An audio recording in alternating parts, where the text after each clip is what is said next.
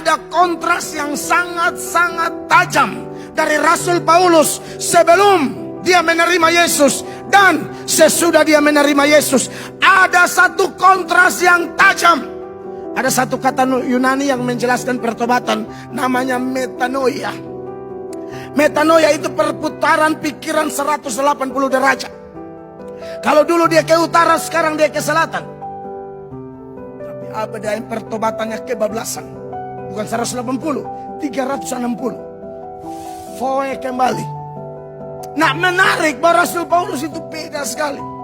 Sampai dia bilang, semua kelebihan-kelebihan yang dulu, semua hal yang menjadi penghambat dia mengenal Kristus, dia lepaskan supaya dia memperoleh. Tanpa melepaskan masa lalu, engkau tidak bisa memperoleh Kristus.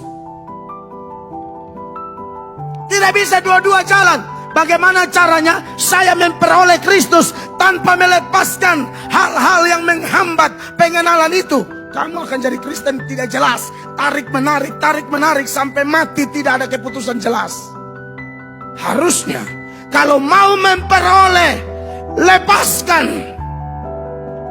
semua hal yang menjadi penghambat pengenalanmu akan Kristus. Bukan pengetahuan, pengenalan. Tahu beda dengan kenal. Anda tahu saya tapi Anda tidak kenal saya secara detail. Atau katakanlah kita bilang kita tahu seseorang, nah itu cocok tahu. Kenal tuh sampai detail-detail. Kata Ibrani untuk kenal mengenal, dia pakai kata Ibrani yada. Dia pakai kata Yunaninya ginosko. Itu seperti orang nikah. Merit. El Atok boleh hebat, heboh di mana-mana, tapi yang paling kenal saya beliau, istri saya.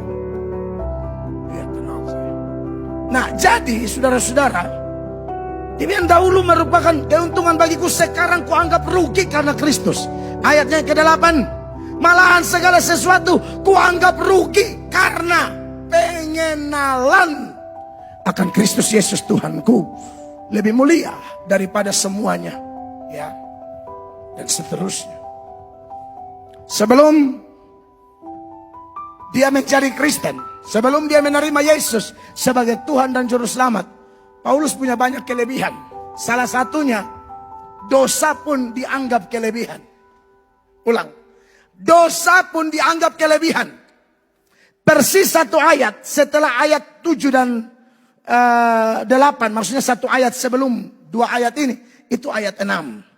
Bisa-bisanya Paulus ngomong begini, aniaya orang, tapi dia menyebut apa? Aku tidak bercacat. Loh, kok aniaya orang tapi tidak bercacat, tetap menganggap sempurna. Anda lihat. Tentang kegiatan aku penganiaya jemaat, tentang kebenaran dalam mentaati hukum Taurat, aku tidak bercacat. Anda lihat. Aniaya jemaat, aniaya orang Kristen. Dimulai dari apa? Satu sangkaan bahwa dia perlu menentang Kristus dari Nazaret. Karena dia anggap Yesus pembawa ajaran sesat dan semua pengikutnya pasti sesat. Makanya di depan Raja Agripa, seturut Kisah Para Rasul pasal 26 ayat 9, Rasul Paulus bilang begini.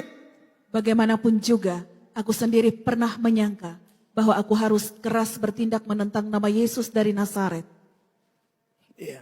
Garis bawahi, aku menyangka dia harus menentang dengan keras Yesus Kristus. Tapi waktu zaman dia mau menentang Yesus, Yesus sudah mati dan bangkit sebelum dia berjumpa Yesus, ya. Tapi pengikut Yesus masih ada toh. Dia babat semua itu. Dia tangkap, dia siksa, dan dia senang kalau mereka dihukum mati. Ini kelihatan di ayat 10. Ayat 10. Hal itu kulakukan juga di Yerusalem. Aku bukan saja telah memasukkan banyak orang kudus ke dalam penjara. Ya. Setelah aku memperoleh kuasa dari imam-imam kepala. Tetapi apa? Tetapi aku juga setuju jika mereka dihukum mati. Salah satu yang dia setuju, orang dihukum mati itu Stefanus. Itu paling menyolok di Kisah Para Rasul itu. Pasal 7 ayat 54 sampai ayat 60. Nanti pulang saudara baca di rumah. 11 dia bilang begini. Sama-sama baca. Dalam rumah-rumah ibadat, aku sering menyiksa mereka dan memaksanya untuk menyangkal imannya. Dan dalam amarah yang meluap-luap, aku mengejar mereka bahkan sampai ke kota-kota asing. Dia menyangka dia perlu menentang Yesus. Sebenarnya ini sudah merupakan nubuat Tuhan Yesus, jemaat terkasih. Jauh sebelum ini, Yesus masih hidup waktu itu. Sebelum dia menderita, disalibkan, mati, bangkit dan naik ke sorga, Tuhan Yesus sudah menubuatkan kepada pengikut-pengikutnya, nanti kamu akan dikucilkan, bahkan kamu akan dibunuh. Bahkan ada saat di mana orang yang membunuh kamu menyangka mereka sedang berbuat bakti kepada Allah. Yohanes 16, mulai ayat 1. Perhatikan. Semuanya ini kukatakan kepadamu supaya kamu jangan kecewa dan menolak aku. Apa itu? 2. Kamu akan dikucilkan, bahkan akan datang saatnya bahwa setiap orang yang membunuh kamu akan menyangka bahwa ia berbuat bakti bagi Allah. Bunuh orang, tapi sangka berbuat bakti kepada Allah. Nah, ini yang dilakukan Paulus. Aniaya orang, tapi tetap menganggap itu sebuah kebenaran. Dan aku tak bercacat di dalam naungan Taurat. Celaka bin ajaib. Kenapa begini? Karena Paulus mau mengenal Allah Bapa, tapi lewat jalur yang salah. Dia menentang satu-satunya jalan kebenaran dan hidup, yaitu Yesus Kristus itu. Makanya di dalam ayatnya yang ketiga, sama-sama baca 2-3. Mereka akan berbuat demikian karena mereka tidak mengenal baik Bapa maupun Anak. Kau teriak-teriak tentang Allah pencipta langit dan bumi, sampai kau punggar gantang pica, sampai alas pengelera suara ju pica sama-sama delu punggar gantang. Tapi kalau kau tidak percaya Yesus, sia-sia. Yesus itu satu-satunya jalan untuk orang bisa mengenal Allah. Allah menyatakan dirinya melalui anaknya. Makanya Yohanes 1 ayat 18 bilang apa? Perhatikan. Tidak seorang pun yang pernah melihat Allah. Ya. Tetapi anak tunggal Allah yang ada di pangkuan Bapa, dialah yang menyatakannya. Jadi orang mau tahu Bapa harus lewat Yesus, tidak bisa tidak. Makanya muridnya bernama Filipus itu satu kali bilang begini, Tuhan tunjukkan Bapa itu kepada kami. Tuhan Yesus bilang, Filipus, kau sudah ikut saya begini lama nih. Kau bilang tunjukkan Bapa. Kau lihat aku, kau sudah lihat Bapa. Bapa ada di dalam aku. Yohanes 14 ayat 8. Jemaat baca. 1, 2, 3. Kata Filipus kepadanya, Tuhan, tunjukkanlah Bapa itu kepada kami. Itu sudah cukup bagi kami. Tuhan Yesus bilang saipu begini. Kata Yesus kepadanya, telah sekian lama aku bersama-sama kamu, Ibu. Filipus, namun engkau tidak mengenal aku. Barang siapa telah melihat aku, kata Yesus, ia telah melihat Bapa. Bagaimana engkau berkata, tunjukkanlah Bapa itu kepada kami. 10 jemaat. Tidak percayakah engkau bahwa aku di dalam Bapa dan Bapa di dalam aku? Ya. Apa yang aku katakan kepadamu tidak aku katakan dari diriku sendiri. Betul. Tetapi Bapa yang diam di dalam aku, dialah yang melakukan pekerjaannya.